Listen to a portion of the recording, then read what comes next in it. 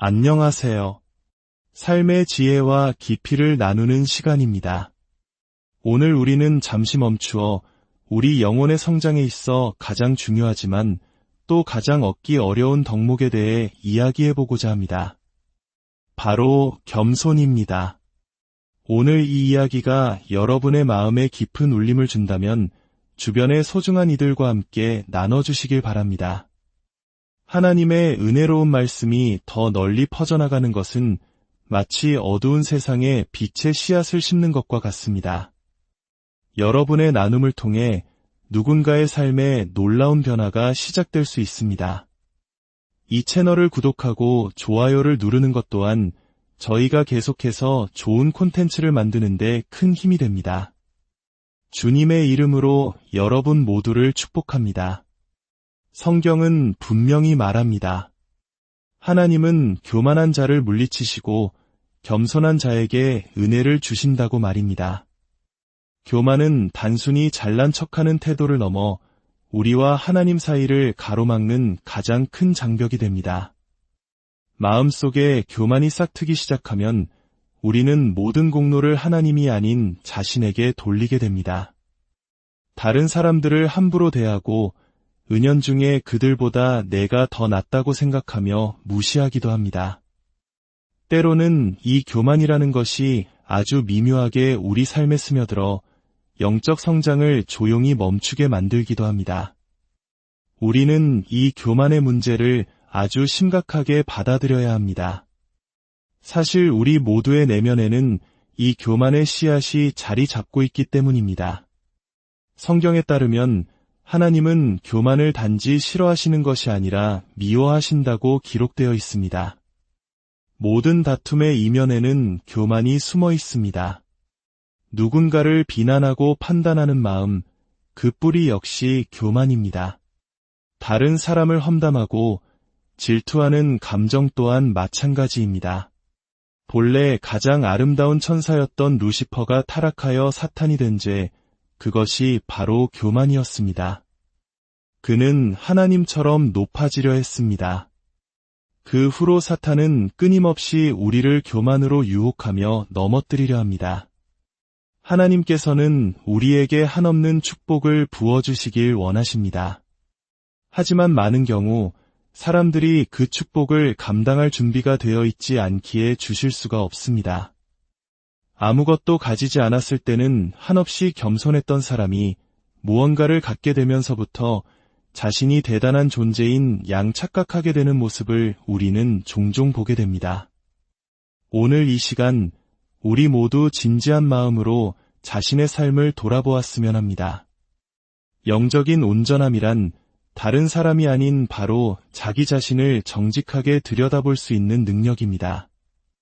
우리는 다른 사람의 부족한 점은 쉽게 찾아내지만 정작 자기 자신을 보는 데는 인색할 때가 많습니다.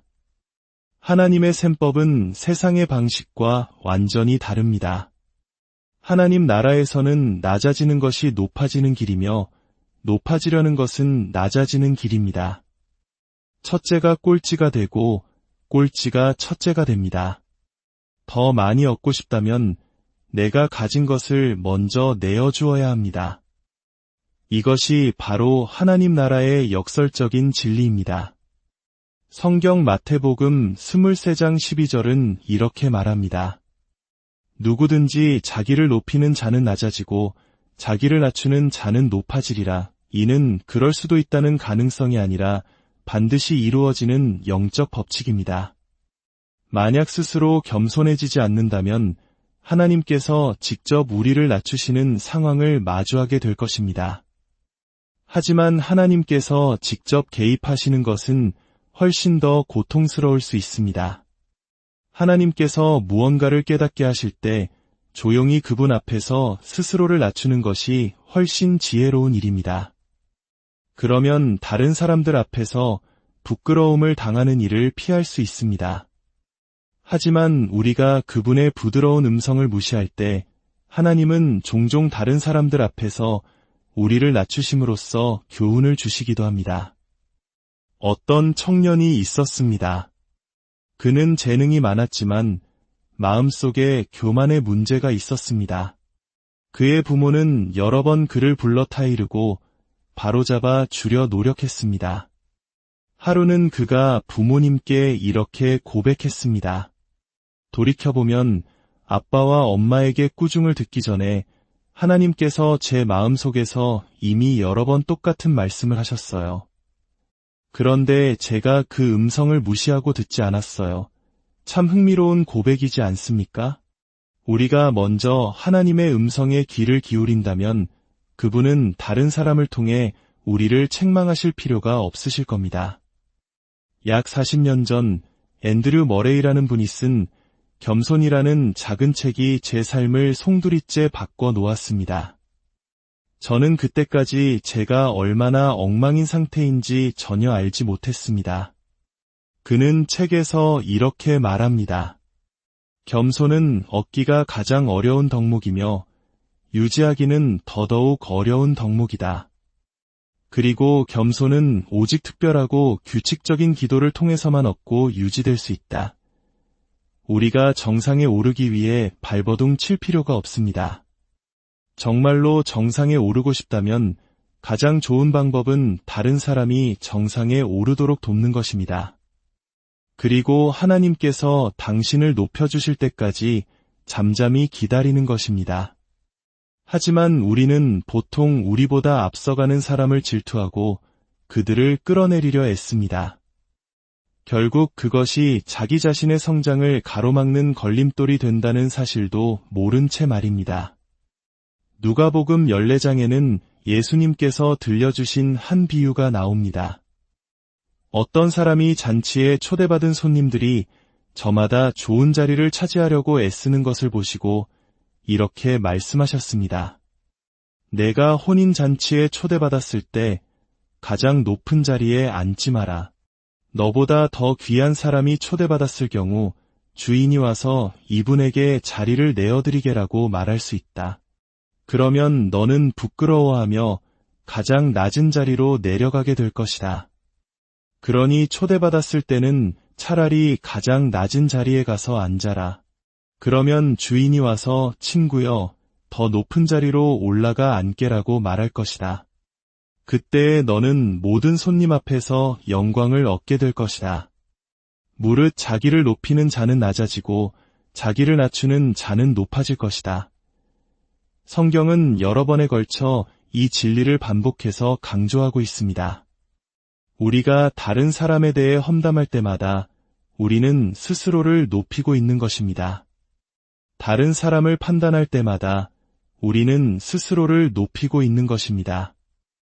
다른 사람을 깎아내림으로써 상대적으로 나를 더 나은 사람처럼 보이게 만들려는 교만한 시도입니다. 누가복음 18장에는 이 진리를 더욱 분명하게 보여주는 이야기가 있습니다. 스스로 의롭다고 확신하며 다른 모든 사람을 멸시하는 사람들에게 예수님께서 이 비유를 들려주셨습니다. 우리가 얼마나 겸손한지 혹은 얼마나 교만한지를 가늠해 볼 수 있는 한 가지 방법은 사람들을 대하는 태도를 살펴보는 것입니다. 특히 나에게 아무런 이익도 줄 수 없는 사람들을 어떻게 대하는지를 보면 알 수 있습니다. 한 번은 제가 병원 대기실에 앉아 있었습니다. 그때 한 나이 든 신사분이 제게 다가와 자신의 부러진 다리에 대해 끝도 없이 이야기하기 시작했습니다. 지금 생각해보면 그분은 그저 외로웠고 대화할 상대가 필요했던 것 같습니다. 하지만 당시 저는 성경을 읽고 영적으로 충만한 시간을 보내고 싶다는 생각에 사로잡혀 있었습니다. 저는 속으로 하나님, 제발 저 사람이 저를 귀찮게 하지 않게 해주세요. 제가 기도할 수 있게요. 라고 기도했습니다. 우리가 영적이라고 생각하는 것과 하나님께서 영적이라고 생각하시는 것은 전혀 다를 수 있습니다. 얼마 후 주님께서 제 마음에 이렇게 말씀하셨습니다. 만약 그 사람이 빌리 그레이엄 목사님이었다면 너는 그와 대화했을까? 물론입니다. 저는 세상의 모든 시간을 내어서라도 그분과 이야기했을 것입니다. 주님은 이어 말씀하셨습니다. 왜 그런지 아느냐? 그는 너에게 무언가를 해줄 수 있는 사람이기 때문이다. 하지만 그 늙은 신사는 너에게 아무것도 해줄 수 없었지. 그래서 너는 그에게 아무런 관심도 없었던 것이다. 이것이 바로 우리 안에 숨겨진 교만의 모습입니다. 우리는 늘 하나님께 쓰임받기를 원한다고 말하지만 그 쓰임받는 장소가 화려한 무대 위이기를 바랄 때가 많습니다. 하지만 하나님께서 진정으로 당신을 사용하고 싶어 하시는 곳은 병원 대기실, 길모퉁이, 그리고 우리가 솔직히 별로 엮이고 싶지 않은 사람들과 함께하는 시간 속에 있을 수 있습니다. 세상에서 소외되고 중요하지 않다고 여겨지는 사람들에게 다가가 따뜻한 말 한마디 건네는 것, 그것이 진정한 섬김입니다. 다시 누가복음 18장의 이야기로 돌아가 보겠습니다. 두 사람이 기도하러 성전에 올라갔습니다. 한 명은 모두에게 존경받는 종교 지도자인 바리새인이었고 다른 한 명은 모두에게 손가락질받는 죄인인 세리였습니다. 바리새인은 다른 사람들과 떨어져 혼자 서서 이렇게 기도했습니다. 그는 하나님께 기도하는 척했지만 실은 자기 자신에게 감명받기 위해 기도하고 있었습니다. 하나님, 저는 다른 사람들, 곧 남의 것을 빼앗는 자나 불의한 자나 간음하는 자와 같지 않고 특히 저기 있는 저 세리와도 같지 않음을 감사드립니다. 저는 일주일에 2번 금식하고 모든 소득의 11조를 바칩니다. 자신의 선행 목록을 줄줄이 읽기 시작할 때 우리는 교만의 덫에 빠진 것입니다. 그러나 세리는 멀찍이 서서 감히 하늘을 우러러보지도 못하고 가슴을 치며 이렇게 기도했습니다. 하나님, 죄인인 저를 불쌍히 여겨주십시오. 예수님은 말씀하셨습니다. 내가 너희에게 이르노니 저 바리새인이 아니고 이 사람이 유롭다 하심을 받고 그의 집으로 내려갔느니라.